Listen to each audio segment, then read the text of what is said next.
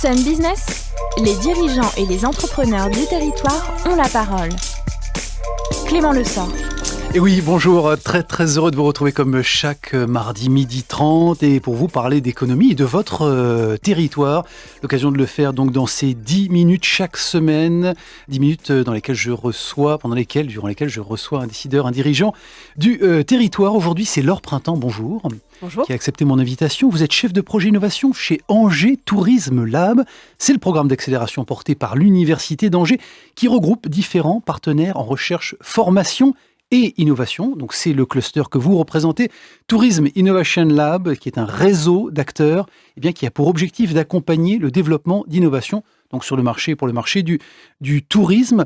Il y a de nombreux atouts, Laure Printemps, sur notre territoire, un littoral évidemment attractif, une diversité de paysages, un patrimoine évidemment et de la vieille pierre qui continue encore d'attirer les touristes sur notre territoire. Est-ce qu'on n'était pas quand même en train de s'endormir ces dernières années ? Il était temps de faire bouger un peu les choses, notamment au niveau des acteurs et de l'innovation. Exactement. Donc, c'est vrai que comme vous l'avez rappelé, on est un secteur, je dirais, qui fonctionne bien. Si on peut rappeler un petit peu les chiffres, ça représente quand même 8,5% du PIB au niveau du secteur du tourisme. Donc c'est quand même assez, ça commence vraiment à grossir. Et des dizaines de milliers d'emplois, Exactement en plus. Du coup, c'est des emplois qui sont générés en plus, notamment pour le dispositif qui a été mis en place par justement la région Pays de la Loire, dont je fais partie, donc comme vous l'avez dit, à Angers Tourism Lab. Et donc, en termes d'innovation, c'est vrai qu'on remarque qu'il y a énormément de choses qui existent et qui émergent, je dirais, de jour en jour. Là, je le vois notamment par rapport à tous les porteurs de projets que je peux accompagner depuis que je suis arrivée. Donc là, en fait, on a démarré en 2015. C'est un dispositif qui a pour but de se terminer, je dirais, en 2020. Et l'idée, c'est d'avoir des projets pérennes par la suite qui, justement, puissent se développer, se stabiliser et être un petit peu plus indépendants en sortant, justement, du dispositif principal d'Angers Tourism Lab. Donc l'idée, c'est vraiment d'accompagner ces porteurs de projets. On arrive à peu près à 70 porteurs de projets actuellement, donc des jeunes pousses, des entrepreneurs étudiants qui ont pu lancer des projets en plus dans le secteur du tourisme et également d'innovation. Donc je dirais que c'est vraiment quelque chose qui intéresse et c'est notamment l'une des, je dirais, des grandes particularités de la région, de mettre en avant justement ce genre de dispositif. Alors, il a fallu quand même attendre 2015 pour se rendre compte que ces acteurs de l'ensemble de la filière travaillaient de manière atomisée, chacun de son côté. Il était temps de les faire bosser ensemble ? Exactement, c'est un peu l'idée en fait. Donc nous, ce qu'on fait en tout cas, c'est qu'on met en relation principalement les acteurs de l'écosystème du tourisme. Donc on va passer par tout ce qui est office de tourisme, agence départementale de tourisme, conseil régional de tourisme, et entreprises également, comme je l'ai dit, études d'entrepreneurs, enseignants-chercheurs, les laboratoires également qui développent de la recherche en tourisme. Donc en fait, tous ces acteurs-là sont vraiment omniprésents et ça nous paraissait important justement de les mettre en relation puisque comme vous l'avez dit, l'idée c'est vraiment de collaborer ensemble et de développer en émergeant des projets, je dirais, qui soient vraiment qui soient pérennes, encore une fois, qui puissent en fait émerger en fait du territoire de la région des Pays de la Loire.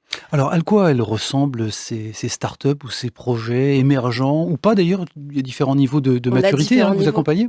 Exactement, on va passer, je dirais, on a des porteurs de projets qui ont vraiment des idées en fait qui vont émerger juste à la fin de leurs études et on a d'autres porteurs de projets qui ont 50 ans et qui se sont dit, moi voilà, j'ai envie de voir autre chose, je veux quitter l'entreprise, j'ai envie de me lancer, d'entreprendre et d'avoir un projet auquel je tiens et voilà, de me lancer dans un projet entrepreneurial, c'est vraiment important aussi pour eux. Donc on a pas mal de types de projets, je dirais qu'on a principalement des projets qui tournent autour du patrimoine notamment, puisqu'on a quand même des sites touristiques et patrimoniaux qui sont quand même assez reconnus, notamment dans notre région avec tout ce qui va être château, on a des musées également. On a aussi pas mal de tourisme itinérant, donc notamment avec la Loire à vélo, la vélo Francette. C'est des choses qui fonctionnent bien en tout cas et qui marchent de mieux en mieux en tout cas, donc dans la région en tout cas, Pays de Loire, notamment entre Saumur-Angers et on va remonter aussi en Mayenne. Et on a aussi des projets qui sont, je dirais, technologiques forcément parce qu'on a tout ce qui est application, etc. Mais on a aussi des projets non technologiques avec des box qui vont être lancés et qui vont faire en sorte de faire fonctionner un petit peu tout ce qui est économie sociale et solidaire et de faire participer en fait les locaux qui sont sur le territoire pour faire découvrir un petit peu, je dirais, les merveilles de la région. Ça veut dire que l'innovation, ce n'est pas uniquement que l'objet connecté. Ce n'est pas uniquement l'objet Mmh. connecté. Mmh. Non, il y a tout ce qui est technologique qui fonctionne très bien, qu'on connaît déjà depuis de nombreuses années, je dirais 15-20 ans. Mais maintenant, on passe également dans tout ce qui est économie un peu plus, un peu plus solidaire, sociale.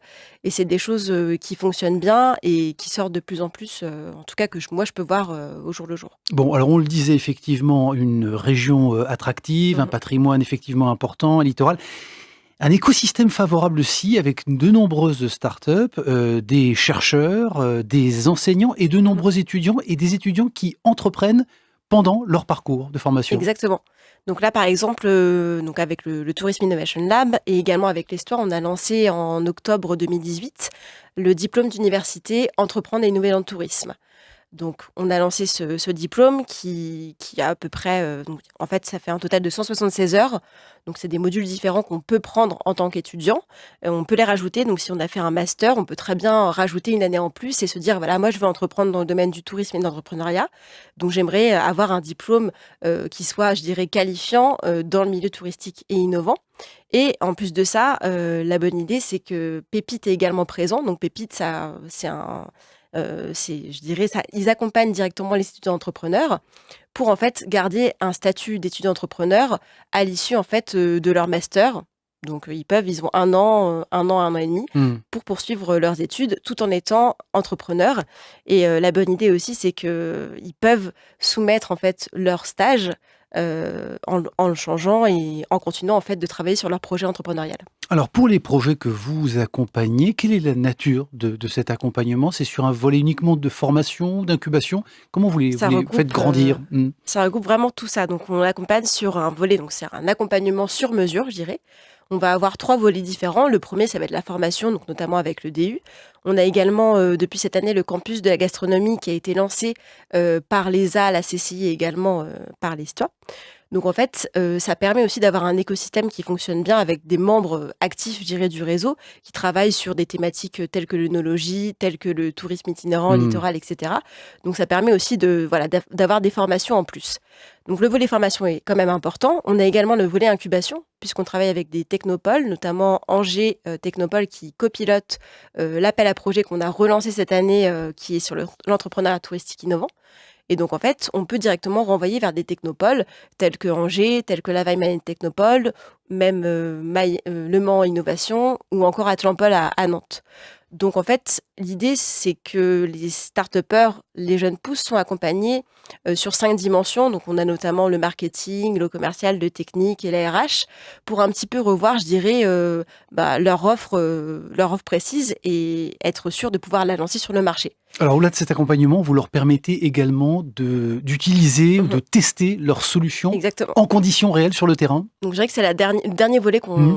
qu'on met vraiment en avant aussi, qui est très intéressant puisqu'on peut expérimenter in situ. Donc, on va aller dans des sites touristiques, par exemple dans un office de tourisme pour tester. Notamment, on a notamment Aken qui développe tout ce qui est parapluie, design sonore, qui a pu tester dans un office de tourisme, dans un musée ou autre, pour avoir des retours clients directs par rapport au touriste qui vient visiter et voir effectivement si c'est intéressant pour lui, quel va être l'usage par rapport à ce fauteuil connecté notamment, et quels vont être les retours positifs pour le lancer vraiment sur le marché et faire en sorte de Mmh. dispatcher un petit peu au niveau national. Bon, premier appel à projet donc en 2018, vous en Exactement. relancez un autre avec une échéance qui est le 3 juin pour celles et ceux qui C'est nous ça. écoutent et qui souhaiteraient participer. Appel à candidature nationale sur la thématique, vous l'avez dit, de l'entrepreneuriat touristique et innovant. Quels critères vous allez retenir pour sélectionner les 6, 7, 8 projets que vous allez accompagner? Alors pour les critères, on va dire que c'est assez classique par rapport à tous les appels à projets. On va regarder la prise de risque, la valeur ajoutée et également la différenciation. Donc ça, c'est les 3 critères principaux.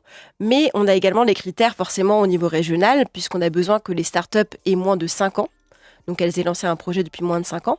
Et le second critère, ça va être de s'installer directement sur notre territoire, en région Pays de Loire, donc au choix, en Vendée, en Mayenne, en Sarthe, en Loire-Atlantique, en Maine-et-Loire.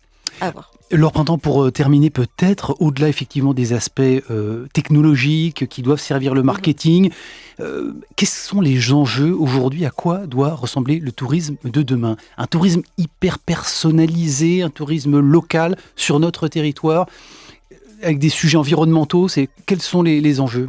Il y en a plusieurs, je dirais. C'est vrai que, comme vous le dites, le premier, enfin celui qui en ressort en tout cas depuis cette année, on travaille sur ce qui est l'expérience, vraiment le sur-mesure. C'est quelque chose qui, forcément, en tant que touriste, on est tous touristes un jour, et on sait que c'est important de vivre des émotions et d'avoir quelque chose de vraiment précis à raconter.